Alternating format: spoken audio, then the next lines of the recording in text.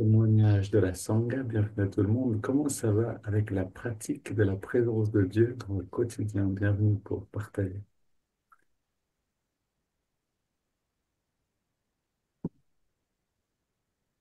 Part, je sens que quand le vent souffle et que je l'entends et que je sens l'air sur ma peau et dans mes cheveux et que j'entends le son du vent dans les arbres quand je suis dans la nature, c'est là que je ressens beaucoup la présence de Dieu. Et donc, je, je ressens que avec cette pratique de me rappeler de plus en plus souvent, je le sens de plus en plus dans ces petites choses de la journée. Et dans les petits remerciements pour la nourriture, pour la beauté de la nature, pour euh, le, le- quand je suis embrassée par un ami ou par la famille. C'est dans des moments comme ça que je le sens.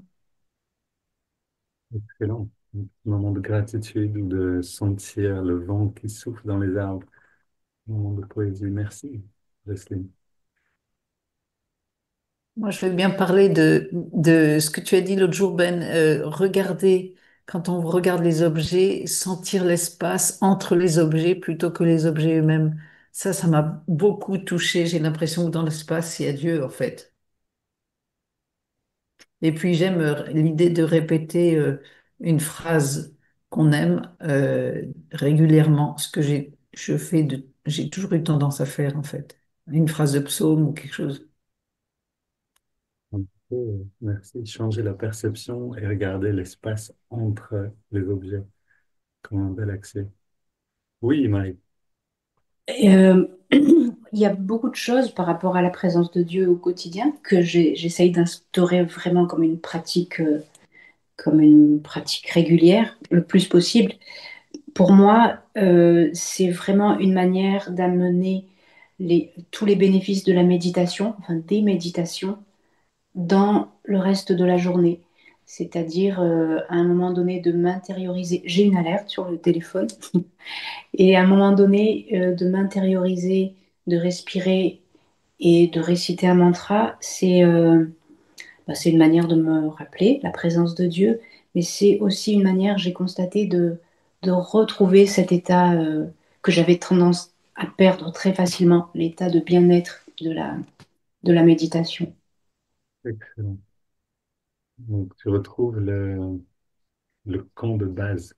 Oui, un peu. Merci, Marie.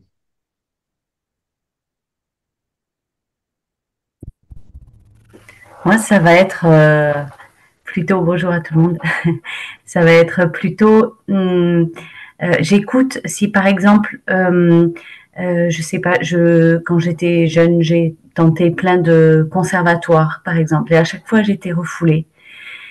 Et je me suis dit, ah, c'est pas là que je dois aller. Dieu me réserve autre chose, un endroit qui va être mieux pour moi, qui va être plus spécifique. Et en effet, à chaque fois, là c'est un exemple, mais parmi tant d'autres, je trouve un endroit qui me va complètement, où je suis beaucoup plus à ma place. Et là, dernièrement, ben, je voulais couper mes cheveux et ben, j'ai entendu non.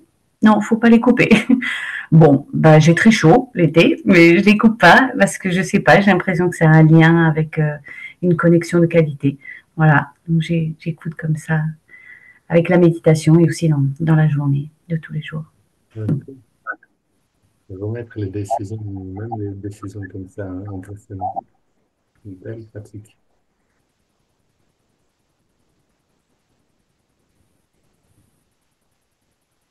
Lise,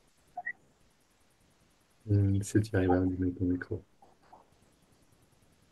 Oui, pour moi, la phrase Dieu est amour, ouais, voilà, c'est la vérité. Et du coup, c'est là que j'arrive à me connecter à la présence divine. C'est quand je me connecte à mon cœur, à la tendresse. Et je sais tout de suite quand j'y suis ou quand j'y suis pas. Le regard que j'ai sur le monde, sur moi, sur les autres. Et j'oublie facilement de m'y connecter. Heureusement, la méditation et puis le fait de répéter.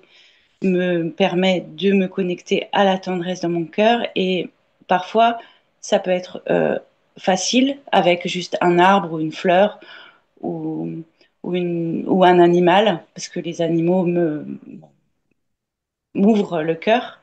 Et puis parfois, c'est difficile avec bah, les gens, c'est plus difficile. Donc, je me connecte quand même à ce que je connais de l'amour du Christ, par exemple. Et j'essaye d'avoir ce regard qu'il aurait lui à l'intérieur de moi en disant, je dis juste, je t'aime. Voilà, c'est simplement ce que je dis. Merci, Lise.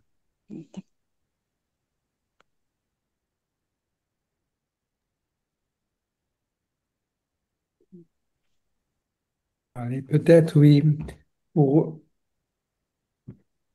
pour mettre en mots simplement ce qui m'apparaît parfois comme des, des moments particuliers, c'est mettre en relation le mot de veilleur, d'être dans l'éveil, mais d'être également dans la bienveillance, c'est-à-dire pas uniquement, pas uniquement devant le spectacle, mais participer un peu à ce spectacle avec un regard bienveillant et accueillant éventuellement pour pour les gens qu'on croise, qu'on regarde ou qu'on croise. Le spectacle des choses qui se passent. Ouais. Mhm. Ouais. Quel que soit l'endroit, hein, ça peut être dans une grande surface. Amener un peu de pratique de Dieu dans une grande surface. Oui, est-ce que quelqu'un veut dire encore quelque chose? Sinon, je vais vous lire un passage. Et je peux dire quelque chose? Hier, j'ai une phrase qui est venue pendant la méditation que je pense toujours rater, mais finalement la phrase valait le coup. C'était,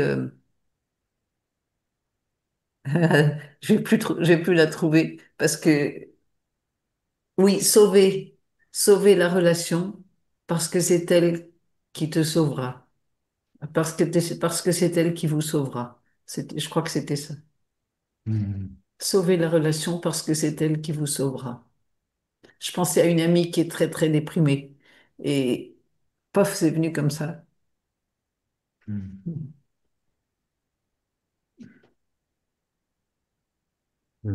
Pour l'inspiration, ça ressemble à un sutra. La relation, c'est elle qui vous sauvera. On peut y méditer en effet.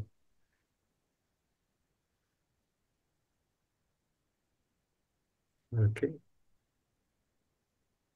Alors, si on a terminé ici, je continue à lire le texte de Jyotish Novak. Et hop là, on va faire un petit cut.